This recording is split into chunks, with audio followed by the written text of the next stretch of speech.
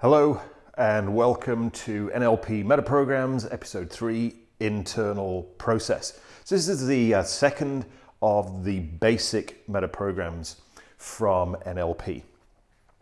And again, what we've got with each of these metaprograms is a question that we're going to ask of the person whose metaprograms we want to elicit. And then what we're doing is we're listening for their answer. So what we have here again is a sliding scale, just like we had with external behavior. So this time on the one end of the scale, we've got the intuitor, and on the other end of the scale, we have the sensor. And again, it's not black and white, it's not binary, it's analog. So again, just like with external behavior, we've got the possibility of somebody being balanced, where they have a certain amount of flexibility to flex from intuitor to sensor and backwards again.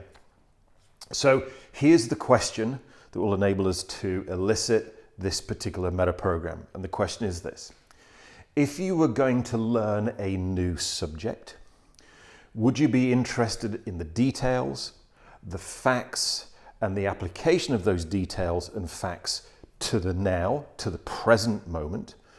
Or would you be more interested in the ideas and the relationships between the facts and their application to the future? And again, what we've got there is if somebody says, I'm more interested in the facts, the details, and the application to now, then the person is more sensor.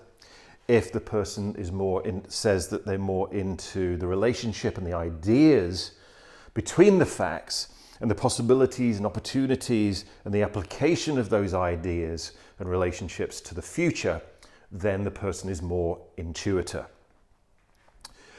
Generalization.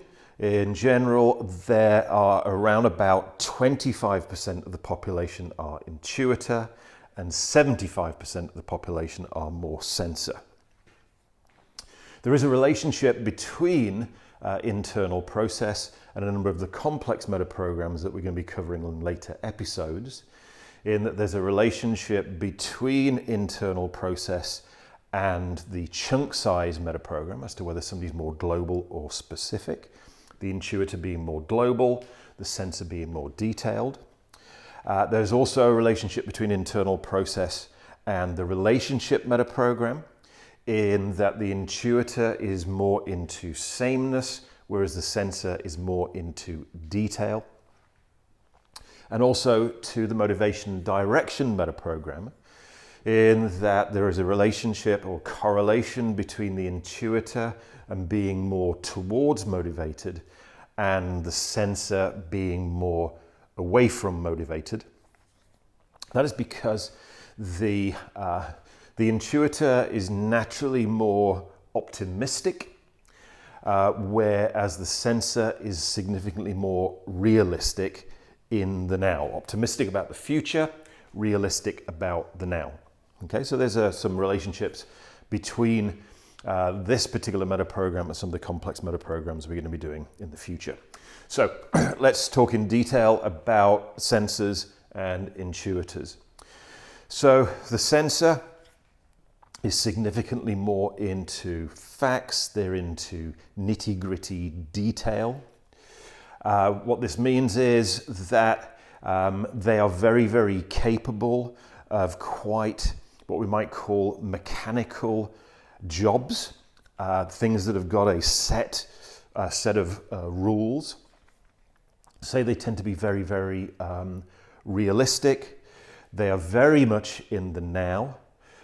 Which also means that they are quite good decision makers. They're good at making quick decisions in the moment, which means there's quite a high correlation between successful business people and the sensor metaprogram.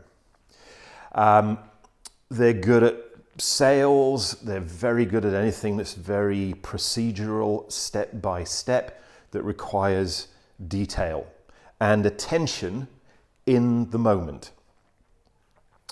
Now, the intuitor is less in the moment. They're very much out They're interested in future possibilities, and they're very optimistic as far as that's concerned. They are very global thinkers. They're very good at seeing the relationships between things. So they're very good at synthesizing, taking in information, correlating that, if you like, from an NLP point of view, chunking up naturally on that and finding the relationships between those things, and from that synthesizing new ideas. As a result of that, they are not in the now at all. Their attention isn't in the now, so they may miss detailed things that are coming at them right at this moment in time, because their attention is very much out here. We could see that in their writing, in that they tend to write in very abstract, global concepts, which would cause the more sensor to think of the more intuitor as being a little bit out there, a little bit possibly flaky, whereas the sensor will tend to write very much present tense, very much in detail about what's happening right now, which could cause somebody who's more intuitor to perceive the sensor as a bit a stick in the mud, a bit boring, a little bit pessimistic compared to their optimistic. Now, again, with the intuitor, then the intuitor won't find it easy at all to do mechanical, routine things in the moment. They'll find them quite boring. So if you were to take somebody who is an intuitor and get them to do procedural things in the moment, they're not going to find that stimulating. They're going to find it quite laborious, and they're not going to want to do it. So if you give them a role like that, then they're not going to stay in that role at all for any period of time, whereas a sensor will. But equally, if you want somebody who is more intuitive, somebody who is more intuitive, that can see the patterns amongst things very, very quickly and how that's going to map out in the future, then you'd want to put somebody in that role who is more intuitor, because the sensor is just not going to be able to get that. So again, there's not one that's better than the other. It's all dependent on the context that the person is in. Yeah. Now, interestingly, what we've said there is that the average, if there is such a thing, business person is a sensor.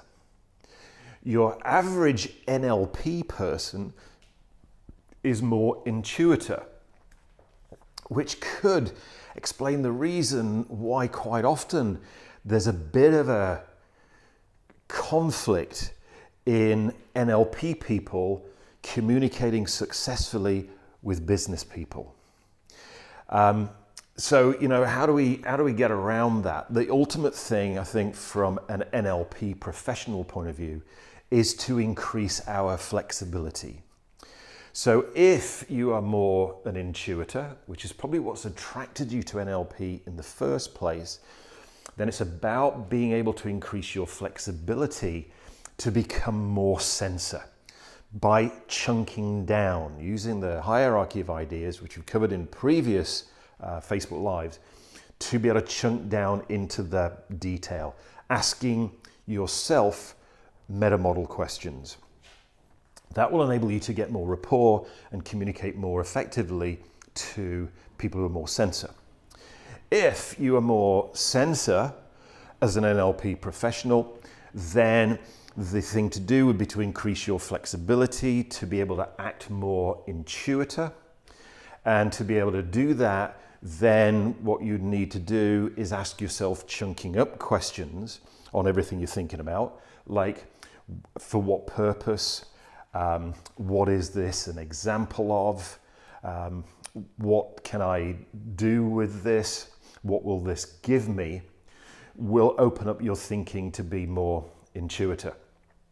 Here's a quick thing again for NLP professionals, whether that be if you're selling NLP training, whether you're doing NLP coaching, specifically if you're wanting to advertise and sell to people in the business environment. Now, what we know is the majority of successful business people are more sensor than intuitor. Most NLPers are more intuitor than sensor. So what do we need to do about that? What we need to do is to write our sales copy, our advertising copy, whether it be our website, whether it be emails, e-shots, but also when we're talking to, face to face or in a telephone conversation with a business person, is to become more sensor. Facts. What exactly is the person going to learn from you? What are they going to discover from you? And how can they use that right now to change their realistic experience in their business of right now? Now, you think, well, is that going to put off the intuitors? Well, this is 75%, that's 25%. Now, to a certain extent, the intuitor is going to be naturally drawn to things of an NLP nature anyway. So in a way, by becoming more sensor, we actually, in our advertising, in our sales literature that's going out one to many, then sensor is the most effective way. If we were then in a one-to-one conversation with someone, then the best thing to do would be to elicit whether they're more sensor or more intuitor and change our delivery to suit them. So there you go. That's episode 3, internal process. Episode 4 will be about the next basic metaprogram, which is internal thinking. Yep. So we'll see you for the next episode. Make an absolutely fantastic week until we're here again to learn even more about the NLP metaprograms. See you soon.